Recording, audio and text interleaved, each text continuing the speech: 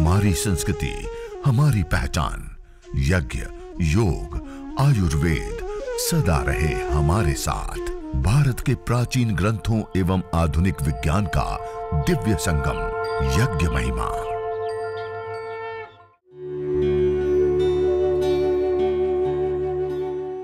भारतीय संस्कृति में यज्ञ, योग एवं आयुर्वेद जैसी अमूल्य विद्याएं हैं, जिसका मूल है वेद। इतिहास की ओर दृष्टि डालें तो भगवान राम, भगवान कृष्ण से लेकर राजा महाराजाओं, ग्रामवासियों व अरण्यवासी ऋषियों की कुटियों तक नित्य व नैमित्तिक यज्ञों का प्रचलन देखने को मिलता है।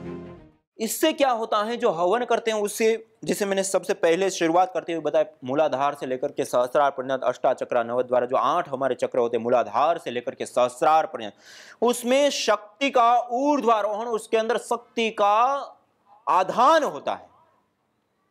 और हमारे पंच प्राण, पंच उपप्राण और सप्त धातु, ये रस, रक्त, मांस, मेद, मज्जा, अस्थि, शुक्र, वीर्य, ये पोषित होते हैं, शक्तिशाली बनते हैं, समर्थ बनते हैं। और जब हमारे मूल शक्ति के केंद्र ऊर्जा से ऊर्जान्वित हैं, पंच प्राण, पंच उपप्राण और सप्त धातु ये पुष्ट हैं, धरती का कोई रोग नहीं है जो उसके बाद उसके शरीर के अंदर टिक पाए। इसलिए यज्ञ अनुष्ठान अपने आप में एक अद्वितीय अनुष्ठान है। पूरे सीधे बैठ करके मंत्रों का उच्चारण, मंत्रों का पाठ करते हुए जिस प्रकार हम अनुष्ठान करते हैं, ये जो अनुष्ठान के दौरान की जो क्रिया होती हैं, यह जो कुछ ही काल है उसमें इतनी सारी घटनाएं घट रही होती है, इतनी सारी चीजें हमारे साथ घट रही होती है, हमें ही मालूम नहीं होता। तो उससे हमारे प्राण, उपप्राण, धातु, ये अष्टचक्र, उसकी शक्ति विशेष रूप से बढ़ती है। और जब हम स्ट्रॉन्ग है भीतर से ही, तो बाहर से रोग क्या करेगा? कोई रोग हो गया है तो वो भी दूर होता है, और नहीं है तो कभी होता नहीं है। इसलिए यह यज्ञ, हवन हम यदि अपने जीवन का हिस्सा बनाते हैं, प्रतिदिन हम यदि यज्ञ को करते हैं, हवन को करते हैं, अग्निहोत्र को करते हैं, तो निश्चित रूप से जो जीवन की सबसे बड़ी उपलब्धि का है उसको हम प्राप्त करते हैं। जीवन की सबसे बड़ी उपलब्धि क्या है? हम क्या चाहते हैं? सामान्य रूप से व्यक्ति कहेगा हम धन चाहते हैं, ऐश्वर्य चाहते हैं, सुख सुविधाएं चाहते हैं, अच्छा परिवार चाहते हैं, अच्छे संबंधी चाहते हैं। ये सारी चीजें तो मिलेगी, लेकिन उसके पीछे भी हम क्या चाहते हैं? अच्छे परिजन चाहते हैं, उसके पीछे क्या चाहते हैं? अच्छी सुख सुविधाएं चाहते हैं, उसके पीछे क्या है हमारी चाहत? हमें धन ऐश्वर्य चाहिए, उसके पीछे क्या चाहत है? हम अंततोगत्वा क्या चाहते हैं? अंततोगत्वा हम नित्य सुख और शांति चाहते हैं। शांति के लिए ये सारे के सारे उपक्रम हमारे जीवन में होते हैं। शांति प्राप्त हो गई तो उसके बाद शांत हो जाते हैं। यही हमारी उपलब्धि के लिए हम हर कोई प्रयास करते हैं, कोई धन के माध्यम से, कोई वस्तुओं के माध्यम से, कोई परिजन संबंधी जनों के माध्यम से, कोई भी इधर उधर हर कोई चीज के माध्यम से हम अंततोगत्वा मन की शांति चाहते हैं। और शांति प्राप्त हो गई तो यह सबसे बड़ी जीवन की उपलब्धि है। और उस शांति को प्राप्त कराने का सबसे बड़ा साधन, माध्यम, उपाय, सरल, सहज, सुलभ कोई है तो वह है यज्ञ, हवन, अग्निहोत्र। इस हवन को जो हम करते हैं, यह यज्ञ अपने आप में एक शांति का महाप्रतीक है। यज्ञ करने पर घर में शांति आती है। परिवार में ही ना जाने कितने प्रकार के क्लेश, झगड़े, आपस में मनमुटाव, भाई भाई में, भाभी भाभी में, अलग अलग संबंधों में आपस में ही वेर, झगड़े, क्लेश। इतना ही नहीं, कुछ अदृष्ट अलग शक्तियों से भी बहुत सारे लोग अलग अलग रूप में परेशान रहते। मानिए वो सब कई सारे कारण हैं जो हमारे जीवन की अशांति के कारण हैं, और उस अशांति को हटाने के लिए एक उपाय है, वह है हवन, यजन, अग्निहोत्र। जब हम मंत्रों का पाठ करते हैं, तो मंत्र का पाठ करते हैं तो उससे हमारे मन मस्तिष्क से लेकर के हमारे भीतर भी जो रिसर्चें हुई हैं, अभी मैं एक रिसर्च आपके सामने शेयर करना चाहता हूँ।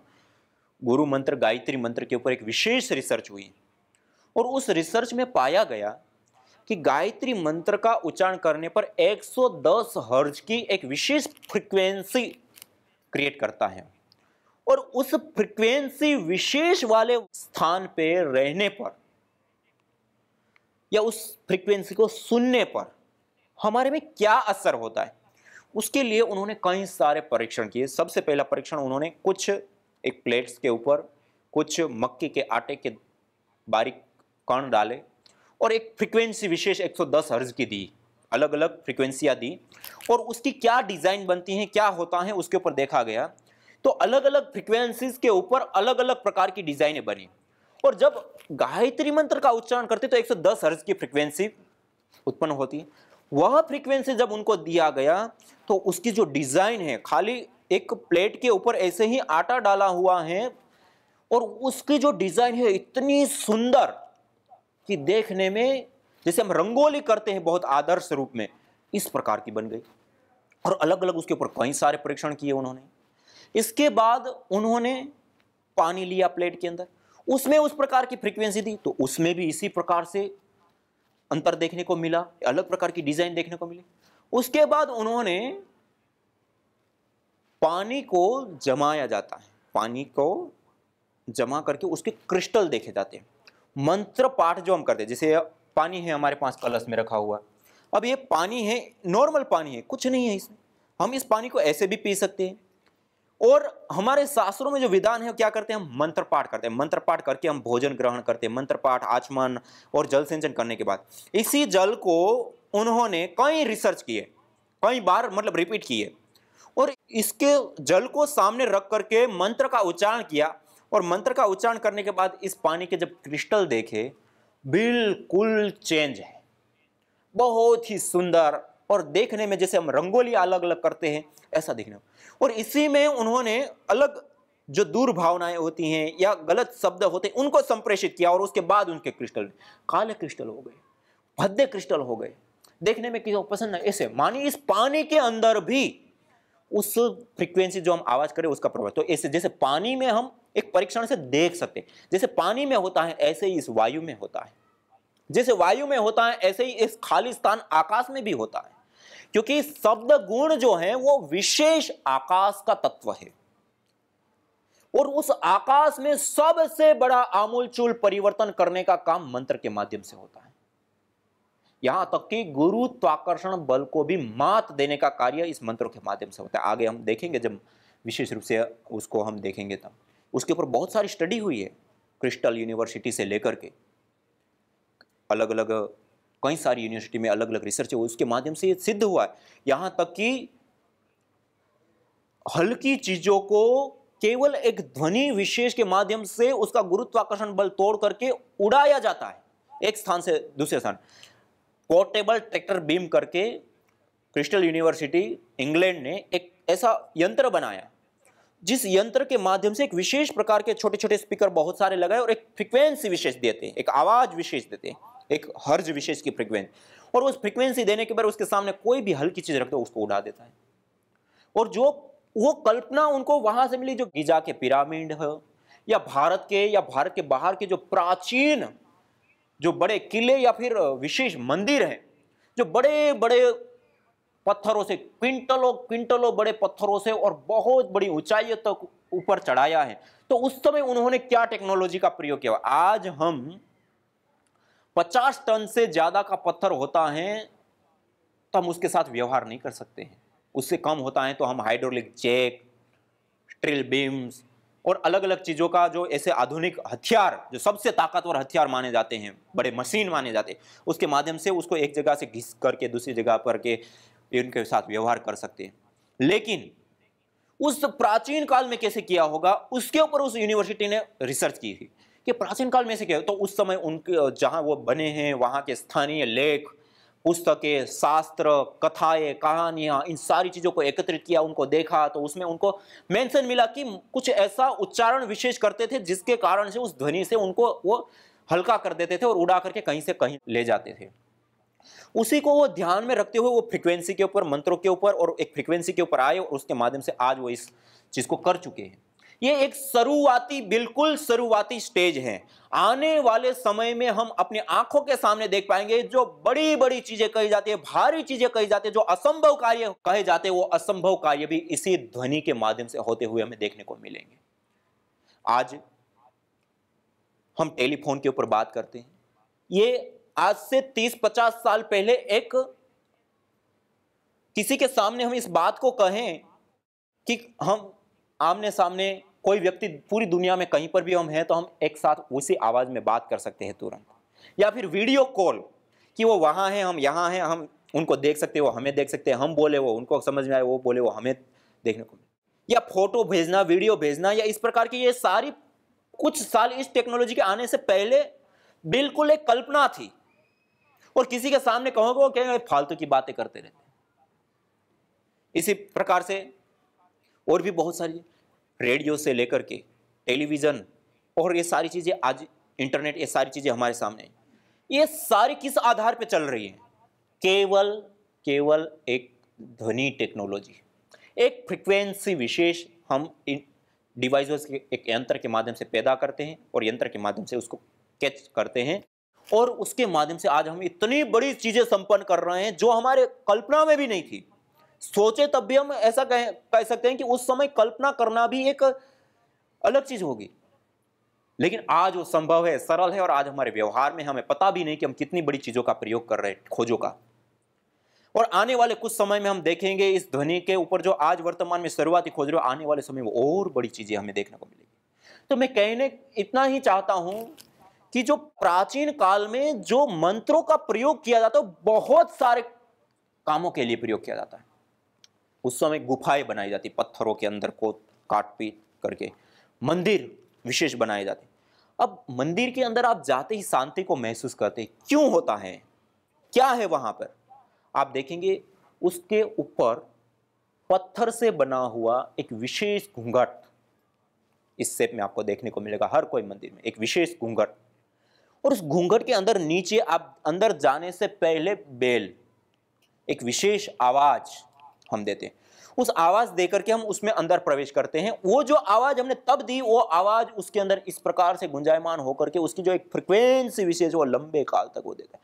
और वहां जाने मात्र से हमारा तन भी और हमारा मन भी दोनों ही प्रभावित हो जाते हैं उस ध्वनि के कारण। उसको हम देख नहीं सकते, जान नहीं सकते, लेकिन आज यंत्रों के माध्यम से हो गए। इसी प्रकार से गुफाओं में भी कई सारे ऐसी जो प्राचीन गुफाएं बनी हुई हैं, उसके ऊपर भी जो रिसर्चें हुए और वहां पर देखे तो उस गुफाओं में साधु संत महात्मा लोग रहा करते, तपस्या किया करते थे, ध्यान किया करते थे। उन्होंने कहा कि इस गुफाओं में क्या है विशेषता, और जब उसके ऊपर रिसर्च हुई और वहां की जो ध्वनि फ्रीक्वेंसी के ऊपर जो देखा गया, उसमें पाया गया कि जो गायत्री मंत्र का हम उच्चारण करने पर जो 110 हर्ज की फ्रीक्वेंसी पैदा होती है, और उस 110 हर्ज की फ्रीक्वेंसी का जो प्रयोग किया आटे की प्लेट, पानी की प्लेट, वाटर के क्रिस्टल से लेकर अलग अलग जगहों पे, और उसमें जो अद्भुत चेंज देखने को मिला, इसके बाद एक गुफाओं में देखा, वहां पर भी उसका अद्भुत मतलब एक वही फ्रीक्वेंसी किस प्रकार से उन्होंने सेट किए, और फिर उन्होंने विशेष करके मानव के ऊपर प्रयोग किया कि 110 हर्ट्ज की फ्रीक्वेंसी सुनाने पर क्या होता है, और वो उन्होंने दिया। और उसके बाद उन्होंने देखा कि हमारे मन में चल रहे जो विचार होते हैं और कुछ हमारे मस्तिष्क को कंट्रोल करने के लिए हर समय एक अलग अलग प्रकार के केमिकल्स रिलीज होते हैं। उसमें जो गुड केमिकल्स होते हैं, गुड हार्मोन्स होते हैं, या जो हमारी विचारने की शक्ति, उसमें आमूल चूल पॉजिटिव परिवर्तन ला देता है। और जो मस्तिष्क की जांचें होती हैं वो सुना करके उन्होंने वो जांच, MRI आदि कई सारी जांचें अलग प्रकार की होती है, वो करके उन्होंने बताया कि गायत्री मंत्र का उच्चारण करने पर 110 हर्ट्ज की फ्रीक्वेंसी मिलती है। जो प्राचीन गुफाएं हैं उसमें भी 110 हर्ट्ज की फ्रीक्वेंसी मिलती है, और वो 110 हर्ट्ज की फ्रीक्वेंसी विशेष देने पर जो बाहरी भौतिक पदार्थ है उसके ऊपर भी अच्छे प्रभाव देखने को मिले, पॉजिटिव।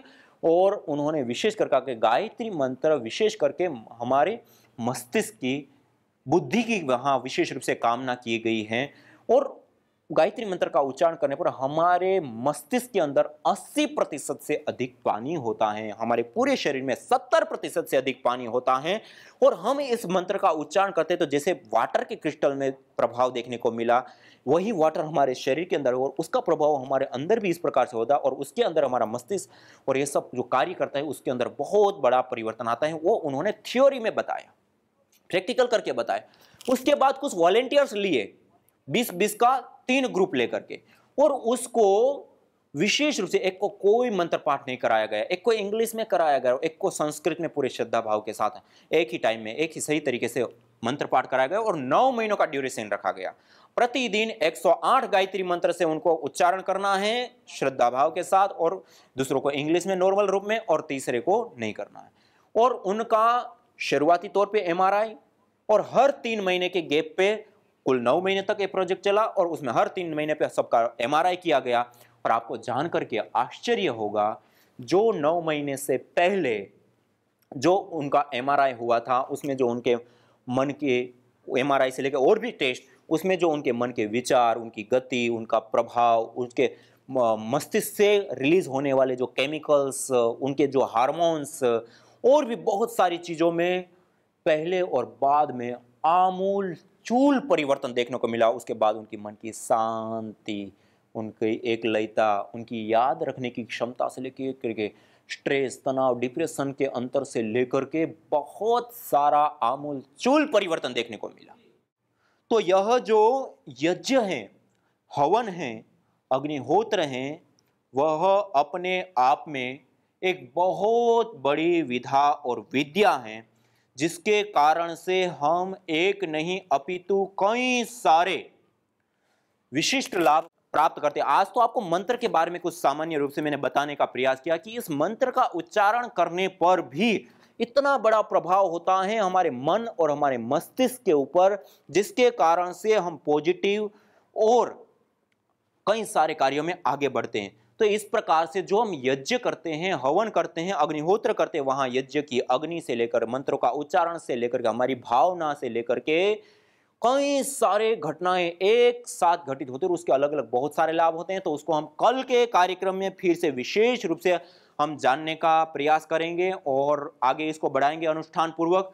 तो आज हम सब लोग यहीं विराम देते हैं। आइए सभी लोग सीधे बैठ करके पूरे श्रद्धा भाव के साथ शांति पाठ करते हुए आज विदा लेते हैं, और कल फिर से हम इसी लिंक के ऊपर समय पे हम आकर के जुड़ जाएंगे और समय पे ही कार्यक्रम हम शुरू कर देंगे।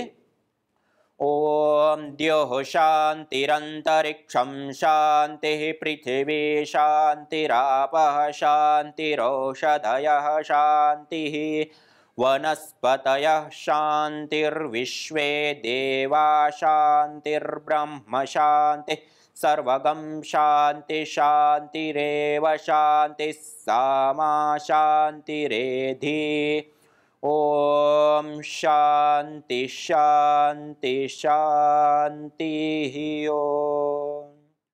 न जाने कितनों ने आहुतियां दी इन अमित्र रोगों के संतापों से, है वर्तमान भी आज दुखित, न पूछो भविष्य के प्रकोपों से। प्रत्युष पावनी होती जहां यज्ञानुष्ठान घर आंगन में, वहां मनुष्येतर सब झूमते शांति भरे सुख आनंद से।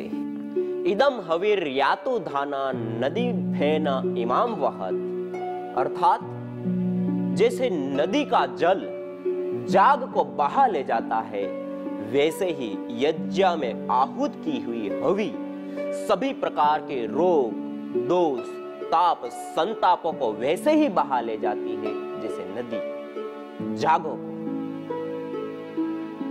मेरा नाम अंजू सैनी, मैं लक्सर हरिद्वार से आई हूँ, और मुझे 4 दिन में ही बहुत यहाँ अच्छा लगा, बहुत ही आराम हुआ। मेरा जो ये सीधा हाथ है, राइट हैंड, लिखते समय बहुत काँपता था, मैं लिख नहीं पाती थी, बहुत ज़्यादा वाइब्रेट होता था, इवन अपने सिग्नेचर भी नहीं कर पाती थी, मतलब अपना नाम भी लिखने में बहुत ज़्यादा हिल जाता था, बहुत परेशानी मुझे उससे होती थी और कई बार बहुत शर्मिंदगी का सामना भी करना पड़ता था, क्योंकि मैं पेशे से एक अध्यापक हूँ, टीचर हूँ, तो सब लोग एकदम मेरी मतलब एफिशिएंसी पे क्वेश्चन मार्क लगने वाली बात हो जाती थी कि मैं लिख नहीं पा रही हूँ।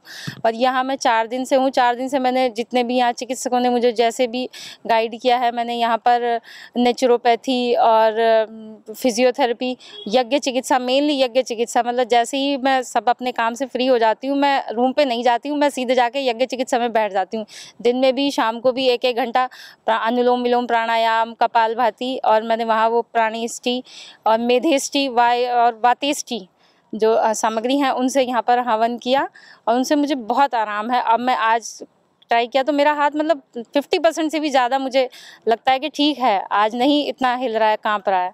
मैं बहुत खुश हूँ इस बात से और सबको इस बात के लिए मैं बहुत बहुत धन्यवाद करती हूँ। यहाँ पर पतंजलि योगाग्राम के सभी आचार्य, सभी कर्मचारी जो भी हैं यहाँ पर, सब ने बहुत सहयोग किया, सबका बहुत ही अच्छा व्यवहार है यहाँ पर, सब बहुत अच्छे हैं। और स्वामी जी को मेरा कोटि कोटि नमन। मैं इतनी परेशान थी पिछले 5-6 सालों से कि मैं बता नहीं सकती। आज मुझे इतना अच्छा लग रहा है खुद को कि मेरा हाथ इतना सही लिख रहा है, मैं लिख पाऊंगी अब। एक बार तो मुझे ऐसा लगने लगा था कि मैं शायद ऐसे ही रह जाऊंगी। यज्ञ भारतीय संस्कृति का मूल है। तो आइए हम संकल्प लें, संसार के श्रेष्ठतम कर्म यज्ञ को अपनाएं। पिंड और ब्रह्मांड में संतुलन कायम करने वाले यज्ञ को अपने जीवन का अभिन्न अंग बनाएं एवं प्रकृति मां के प्रति अपने ऋणों को अदा करें। विश्व स्वास्थ्य का एक नारा, यज्ञ से होगा जग उजियारा। भारतीय संस्कृति की अमूल्य विरासत यज्ञ की महिमा को जानने हेतु वैदिक चैनल पर प्रतिदिन प्रातः एवं सायं 11:30 बजे यज्ञ महिमा कार्यक्रम से जुड़े। विशेष जानकारी हेतु संपर्क करें। मोबाइल 9068565306।